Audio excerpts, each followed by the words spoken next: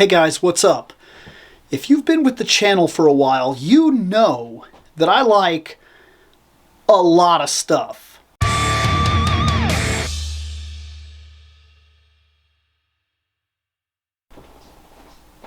I, of course, love toys, right? I mean, that's self-explanatory at this point. I'm a fan of comic books, for sure. There's a lot more than this. Video games have been a part of my life for as long as I can literally remember. Believe it or not, books actually run into this equation because just regular books are something that I like a whole lot. In fact, that is one of my favorite books literally ever written. Of course, you can't forget movies. Movies is something that I also like quite a bit, and lately I've been trying to watch every single movie that I've ever bought in my entire life, every series that I've ever bought in my entire life, and slowly chronicle them onto this shelf alphabetically to figure out what stays, what goes, what I care about, and so on and so forth, which is a Herculean task, by the way. There just doesn't seem to be enough hours in the day. And on top of that, I actually like manga a lot. And I recently finished, finally, after all this time, getting the Dragon Ball manga. From VizBig specifically. And I thought that it would give me an opportunity to talk about something that I've wanted to talk about for a little while now.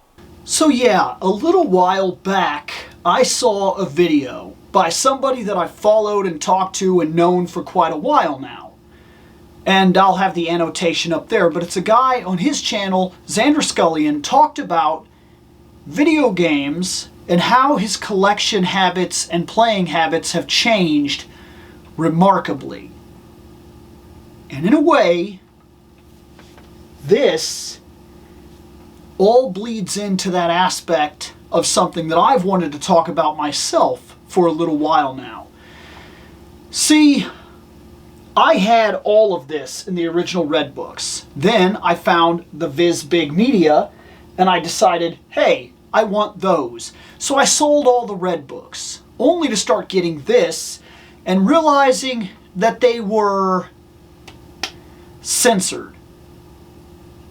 Now, I don't like censorship at all. I really don't like it. And yes, even something as simple as a person puts up their finger instead of, oh no, look out, their finger. This might not seem like a big deal, but I recently read the part where Bulma is supposed to flip off Pilaf. And instead, she does this. Now, it didn't necessarily bother me. All in all, what I'm truly interested in is reading the story.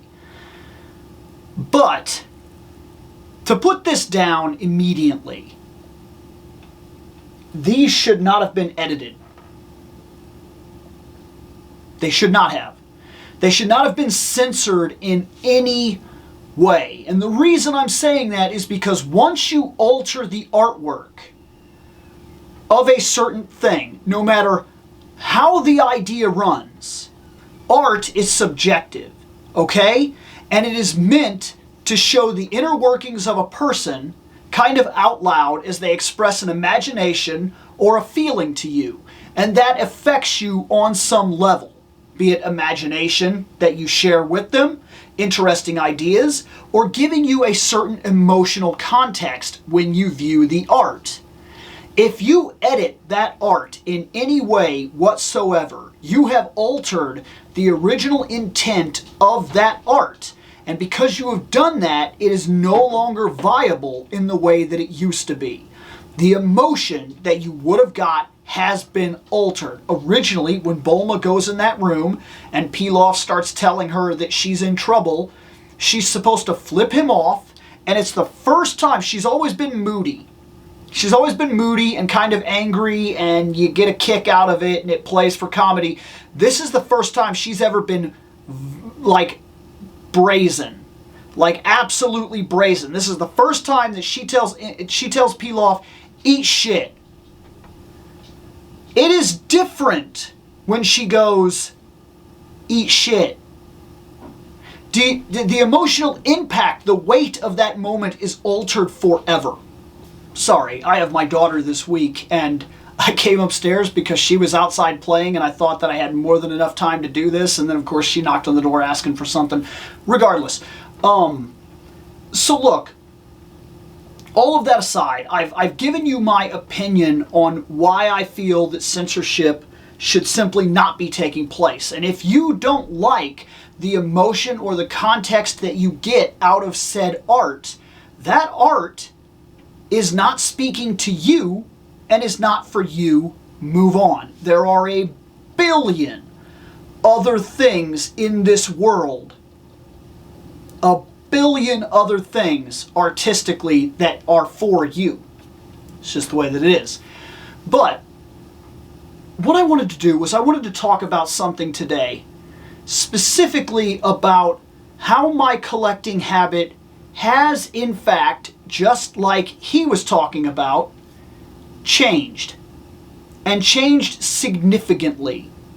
See, I was the kind of person that for a very long time used to collect single issues.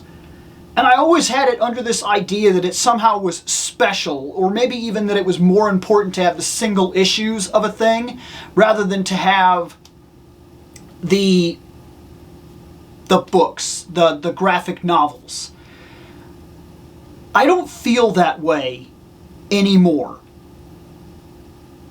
At all.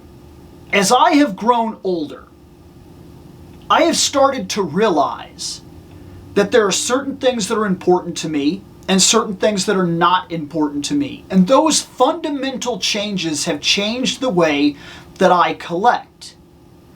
A case in point, as I've talked about many times on this channel, this is a museum to me. Every single piece on this shelf should say something about me and should be important to me. Doesn't need to be important to you. And doesn't need to impress you either. Because it's not about you. This collection is about me. Each of our collections says something about us in general. And I started realizing, especially over the last couple years, that my collection had become bloated. There were things on the shelf, and still are, by the way, that don't belong here. A case in point. There's one item on this shelf that a lot of people would love to have. In fact, I have one friend that constantly bothers me for this item. I have a Green Ranger helmet. And that is really cool. And I like it. But if I'm being perfectly honest, I like the Green Ranger figure. I like the Dragon Zord on the shelf. Things of that nature. I like the fact that I have the Dragon Dagger, and I would love to have like the Sword of Darkness, because swords, knives, daggers, things like that, that still speaks to the martial arts side of me. It still speaks to the person that likes barbarian content and things like that. These things speak to me. I like them quite a bit. The helmet doesn't. In all honesty, it's probably better off in a home where somebody actually collects these helmets, or will appreciate it in a way that I will never appreciate it. It is what it is. And I've been going across this collection and cleaning it out for a while now. And I often do videos where I talk about, hey, this has got to go, these no longer make sense here, da-da-da-da-da. And you know, I got to thinking about that with comic books too. In the last couple years, I've given up on things like the floppies and the single issues. And I think at this point in my life, I'm more interested in buying things like, okay, for a long time now, I've been buying Conan the Barbarian, Red Sonja, things of that nature, and of course a whole slew of other comic books. But I got to thinking a little while back. It makes more sense for me at this point in my life. I don't want to resell, and I don't want to collect comic books forever and get so much on the shelf that it's absolutely just unusable. And let's be honest about something. Does it make more sense? I know I started on Conan the Barbarian, but this one makes the most sense to me. This is what I'll do it with.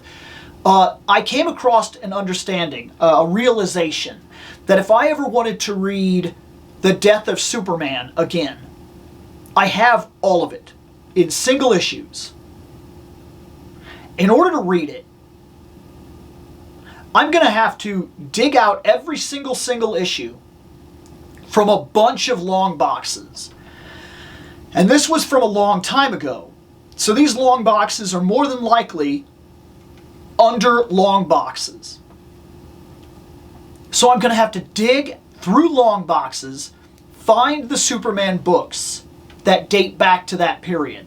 Then I'm going to have to go through and I'm going to have to find all the parts of that storyline. And there's another problem on top of this. Did I sort those books as Superman, Man of Steel, Man of Tomorrow? Did I? You get my question here? Or did I store them by that original chronology number where there used to be a shield on the book and it would tell you the chronology? I don't know. I don't know. And by the time I get in there, dig out the box, open it up, go through and find every single issue, pull every single issue, take the possibility of damaging each issue as I have to open the back and pull it out of the sleeve, and then I have to read it, and I have to be careful, and I can't really take it places and read it or something like that. I kind of got to do it right here. Like, I can't be at work and pull out a single issue and read it and take the chance of damaging the single issue and then, oh no, my collection. It made more sense in these past couple years to just buy the graphic novel or the compendium of a series or thing that I want to read that is a complete story and read it that way. That makes sense. That's where I am in my life right now.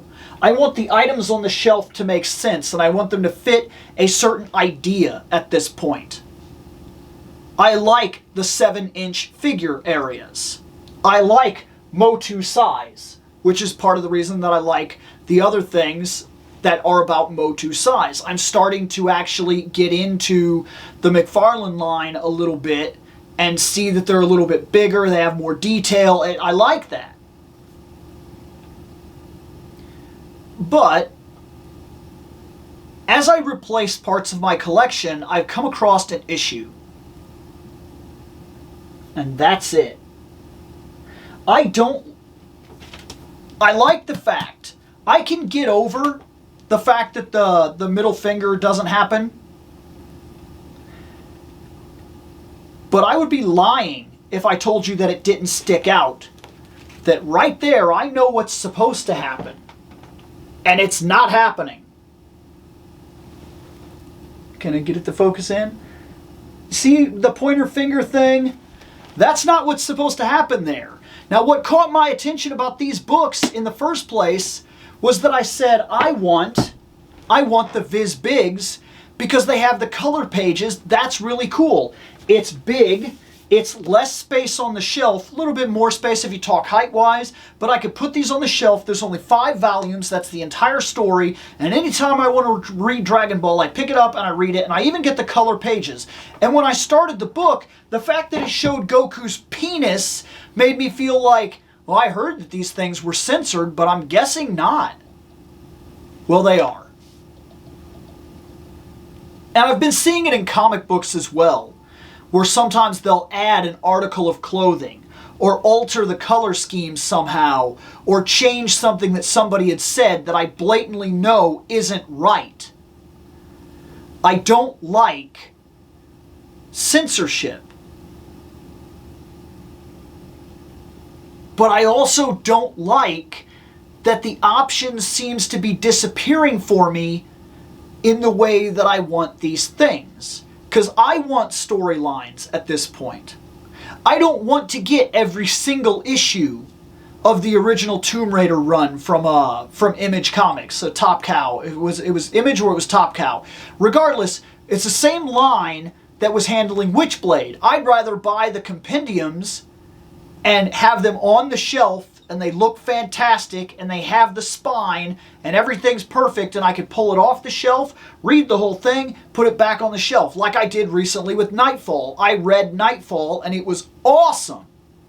It was awesome to go back to a Batman that I grew up with that did not feel the level of cliche that Batman currently feels to me. Because Batman feels like a running cliche joke at this point. And I'm really tired of the I'm Batman because I'm Batman. I'm tired of it. I'm tired of the fact that he's become a walking cliche in and of himself. Where when I used to read Batman, he was vulnerable. Things were difficult for him, and he often barely made it. And it was more about how much Batman could take, how many times he could fail and keep moving. To quote Rocky, how much he could take and keep moving forward. This worked for me. And while I do see that sometimes in modern comics, I also see things like with Rebirth, where he swims in Arctic temperatures, talks about how no human could possibly survive 5 minutes, survive 7 minutes, comes up and then basically says, I'm Batman, or does something that makes absolutely no sense, and then says, I'm Batman. Like when he snuck up recently on Connor, or he might not be, Superboy. I think he's Superman currently right now in the books. I'll be honest, I'm not keeping up with that. But I do read an issue here and there from time to time when I have spare time or whatever, and I'll see it and I'm like, yeah, let me read that real quick. Well, one thing that I read was, I believe it is in the newer Superman comic, where it's his son that's taken over and it has the mantle or whatever. When I'm reading that, there's a part where he comes up and Batman sneaks into his house and he finds Batman there and he's like, whoa, I didn't hear you. Why didn't I hear you? And then Lois and him go, because I'm Batman. And it was like they were making fun of the fact that that's his answer for things that's so ridiculous. When I grew up, I remember that there was this moment in JLA, in like the first issue, where Batman is already in this building and the Justice League's meeting up there, and all of a sudden he comes down from the ceiling and Superman looks at him for a second and goes, I didn't hear you. In fact, I don't hear you now.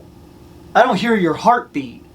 How is that possible? And Batman says, good. That means it's working. To me, that was a more thought out, realistic, human answer. Good. That means it's working. That immediately told me up here, Batman has invented a type of technology that will mask his heartbeat inside of his costume, even from super hearing, making him that much better at the thing that he does. Sneaking into a place. He could sneak up on a superhuman at this point. Superman's a little troubled by this, but we get an explanation. Even if it's a mild explanation, we get to move on with our lives, and it feels right. Well, I want to enjoy old stories, and I want to read them in the way that I want to read them. I want to read complete stories. If I wanted to read, say, The Trial of Peter Parker, or say for whatever reason I wanted to read the entire Clone Saga, and I wanted to read the entirety of it uncut, from start to finish, and really get it in my mind, how bad really was it? Or was I just growing up and yada yada? Kind of like how I make this argument all the time to my friends. Wrestling did not recently become stupid. It was always stupid. There were storylines in the original wrestling stuff when we were growing up where, like, RoboCop came and saved Sting. RoboCop walked in to the ring and saved Sting. It was always stupid. It didn't just become stupid.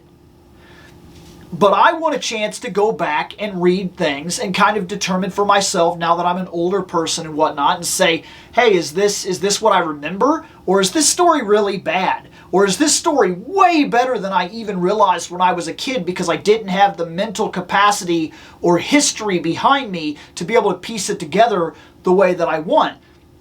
And when I read it and I say I don't remember 100%, if the story or art has been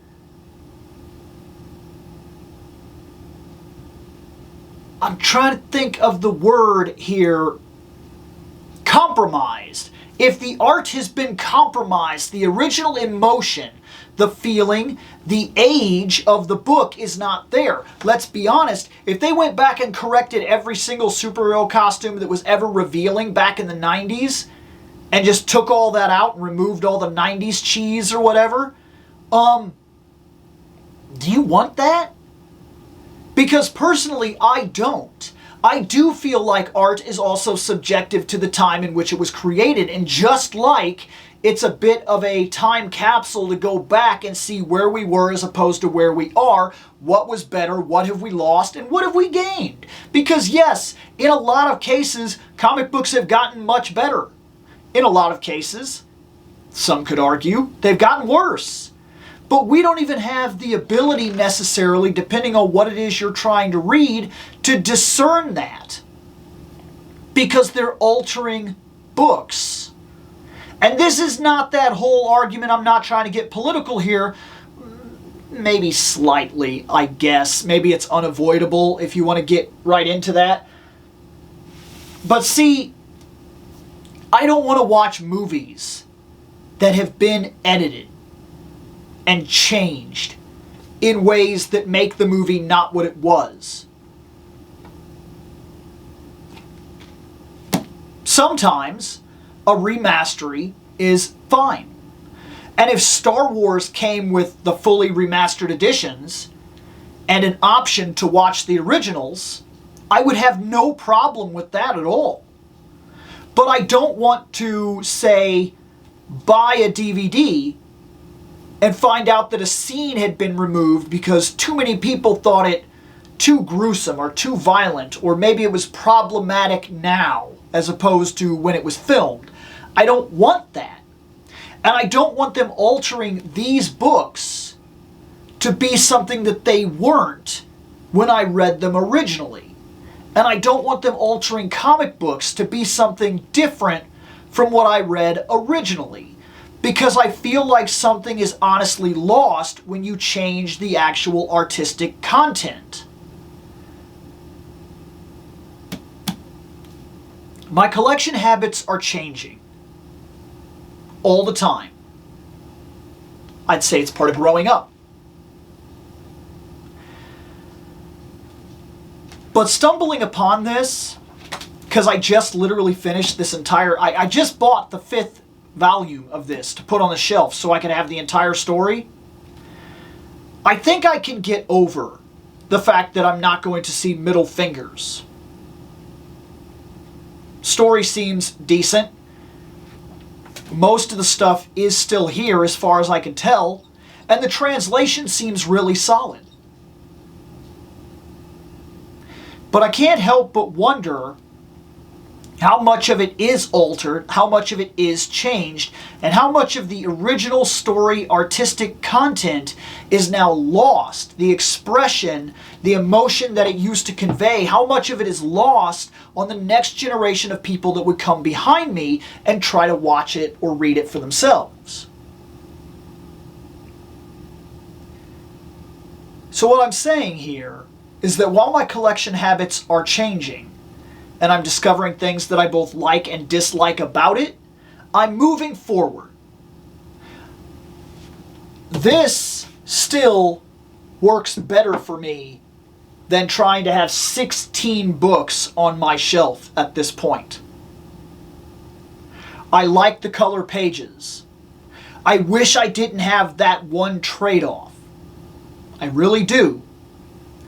But it is interesting for me to stop and think as my collection habits change, and especially right now, one of the things that I'm wanting to do is I'm wanting to get the Marvel Epic collection of Conan the Barbarian.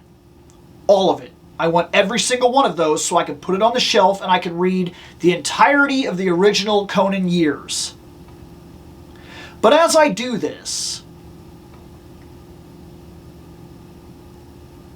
am I going to find that there's things missing, things altered, things changed? I don't know. The world changes all around us, and if we refuse to change with it, we get left behind. But as it changes, I can't help but feel like we lose something if we alter things like this. So I don't know. I don't know.